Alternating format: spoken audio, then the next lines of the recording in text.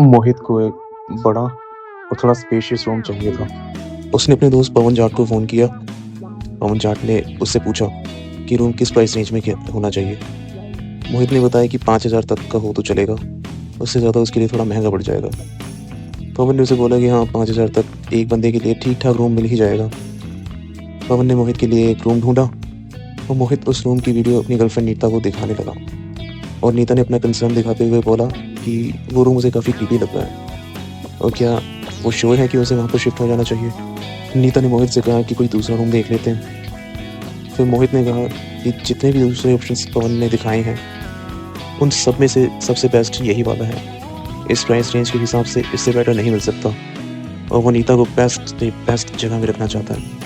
हालांकि पवन ने उसे ये भी कहा था कि उस रूम में वो अकेला रहे और किसी को साथ में न रखे, क्योंकि उसे लग रहा था कि मोहित ने वहाँ सिर्फ 10-12 घंटे ही तो रहना है, बाकी टाइम तो वो ऑफिस में रहेगा। नीता ने मोहित से कहा कि उसे ऐसा लग रहा है कि पवन कुछ छुपा रहा है, क्योंकि उसने ऐसा बोला है कि वो किसी और को उस रूम में ना रखे। पर मोहित ने उसे ये कह के टाल दिया कि मकान मालिक दिक्कत कर सकती है इस बात पर कि एक रूम में एक ही आदमी रहना चाहिए, दो नहीं, वरना वो डबल किराया ले सकती है। फिर दोनों रूम देखने गए। नीता को रूम बहुत अच्छा लगा, बहुत पसंद आया। दोनों ने शिफ्टिंग वगैरह की और दोनों को वहाँ पर पहली रात बहुत अच्छी नींद आई। रूम भी काफ़ी स्पेशियस था। दोनों को रूम बहुत पसंद आया था। पहली 2 रातें बहुत अच्छी गई। फिर सैटरडे आया और नीता ने मोहित के लिए अच्छे से चिकन बनाया और मोहित भी शराब लेकर आया। दोनों ने जमकर पार्टी की और देर रात 2 बजे तक जागते रहे। अगले दिन जब दोनों जगे तो नीता ने कहा कि कल रात उसे बहुत मज़ेदार और गहरी नींद आई, लेकिन उसे ऐसा लगा कि उनके रूम में कोई और भी है। मोहित हंसा और उसने नीता से कहा कि बात तो बिल्कुल सही है, क्योंकि उनके रूम में पहले से ही कोई रह रहा था। नीता डर गई और पूछा कि कौन। मोहित ने बताया कि उनके आने से पहले से ही वहाँ पर मच्छर रह रहे हैं। वो उन दोनों के आने से कहीं पहले से ही उस रूम में रह रहे हैं, इसलिए नीता को ऐसा महसूस हुआ होगा कि वहाँ पर कोई और भी है।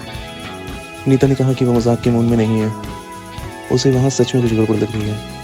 मंडे का दिन आया और मोहित ने नीता से पूछा कि क्या उसे कल रात भी कोई दिक्कत या परेशानी महसूस हुई है या थकान के बाद अच्छी नींद आई।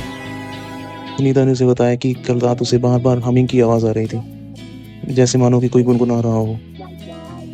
तो मोहित ने कहा कि उसे भी ऐसा ही सुनाई दिया। तो नीता ने उछल कर उससे पूछा कि सच में क्या उसे ऐसी आवाज़ आई। वो सही थी, रूम में कुछ ना कुछ तो गड़बड़ है। तो मोहित ने हंसकर जवाब दिया कि क्या वो जानना नहीं चाहती कि वो हमिंग कौन कर रहा था। तो नीता ने पूछा कौन। तो मोहित ने हंसकर फिर से जवाब दिया, मच्छर। वो मच्छर थे जो उनको रात भर गाने गा के सुना रहे थे। अब क्योंकि वो बेसुरे होते हैं तो सुनकर डर लगना तो स्वाभाविक है। नीता को गुस्सा आ रहा था। उसने उसे कहा कि आप मुझे गैसलाइट कर रहे हो और आप मुझे बहुत समझ रहे हो। मोहित ने उसे समझाया कि ऐसा कुछ नहीं है और वो ज़्यादा सोच रही है। उसी दिन रात को नीता ने मोहित को नींद से जगाया और कहा कि उसने कोई काली परछाई रसोई से निकलकर दूसरे रूम में जाते देखी है। मोहित ने उससे पूछा कि क्या उसने भी देखा। तो नीता ने हैरान होकर पूछा कि क्या आपने भी देखा। तो मोहित ने कहा हाँ, उसने भी देखा। नीता ने मुँह चिढ़ा के पूछा कि वो तो सो रहा था और उसने ही उसे जगाया है, तो उसने कैसे परछाई देखी। तो मोहित ने पूछा कि उसने काली परछाई देखी थी ना। तो नीता ने कंफर्म किया कि हाँ, और फिर चिल्लाने लगी कि चलो रूम चेंज करते हैं क्योंकि यहाँ सच में कुछ गड़बड़ है।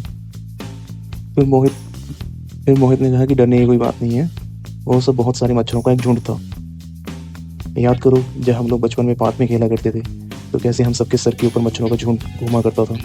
याद करो उस टाइम पे कितने बड़े बड़े मच्छरों के झुंड हम लोगों के सर पर घूमा करते थे। ये भी वैसे वाले मच्छर हैं, ये भी झुंड में घूमते हैं रात को।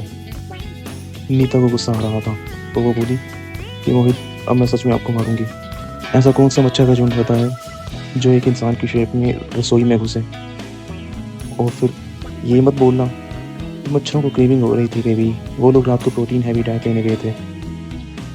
मोहित जोर से हंसा और नीता को हौसला देते हुए बोला कि डरने वाली कोई बात नहीं है, वो लोग सुबह जाकर ऑल आउट ओडोमॉस मोर्टीन वगैरह लेके आ जाएंगे। फिर मोहित ऑफिस से आया और उसने देखा कि नीता 23 मशीन्स और रीफिल्स लेके आई हुई थी। वो हैरान रह गया। उसने पूछा कि 23 मशीन्स का वो क्या करेगी, इतनी सारी मशीन्स क्या करनी है उसने। नीता जोर से हंसी और बोली कि आप ही तो बोल रहे थे कि यहाँ के मच्छर इंसान की शेप में झुंड बनाकर घूमते हैं। तो इतने सारे मच्छरों के लिए एक दो मशीन थोड़ी काफ़ी होती। झुंड के लिए मशीन्स का झुंड भी चाहिए। मच्छरों के झुंड के लिए मशीन्स का झुंड भी तो चाहिए। मोहित ने हंसकर कहा कि वो पागल हो रही है। इसके जवाब में नीता ने कहा कि वो पागल नहीं हो रही, मोहित और उसके मच्छर उसे पागल कर रहे हैं। मोहित ने पूछा कि इतने सारे तो घर के अंदर सॉकेट्स भी नहीं हैं। मोहित ने पूछा कि जब घर में इतने सारे सॉकेट्स हैं ही नहीं तो वो इन मशीन्स को कहाँ लगाएगी, कैसे लगाएगी। फिर नीता ने एक बड़ा सा थैला दिखाया और उसमें 13 एक्सटेंशन कोड्स थे। नीता 13 एक्सटेंशन कोड्स लेकर आई थी। मोहित और भी तंग रह गया और बोला कि साला कोई मच्छर या भूत हमारा कुछ बिगाड़े या ना बिगाड़े, लेकिन इतने सारे मशीन्स के धुएं के कारण हम लोग अगले दिन मरे हुए जरूर जगेंगे। तो नीता हंसकर बोली कि अगर हम मर ही जाएंगे तो जगेंगे कैसे। और उसने बोला कि इस बार वो मोहित पर हंसेगी। मोहित की रात में जाग खुली। वो बोला कि मशीन्स को बंद कर देते क्योंकि वो उसके सिर पर चढ़ रही थी। तो नीता ने मना कर दिया और बोला कि वो मास्क लगा के सो जाए क्योंकि वो जागेगी और पूरी रात जाग कर देखेगी कि ऐसे कौन से मच्छर हैं जो इतनी सारी मशीन्स के बाद भी उसे डराने के लिए आते हैं। मोहित ने नीता को आवाज़ लगाई। रात के करीब 1 बज चुके थे। मोहित ने नीता को आवाज़ लगाई, नीता नीता नीता, किसको देख रही हो। तो सामने से बड़ी ही डरावनी आवाज़ में सुनाई दिया। तो उसे सामने से बड़ी ही डरावनी आवाज़ में जवाब मिला, मच्छरों को। मोहित चिल्लाया और बोला कि कौन है, कौन है, कौन बोला। फिर से वही आवाज़ आई और उसे जवाब मिला, मच्छर।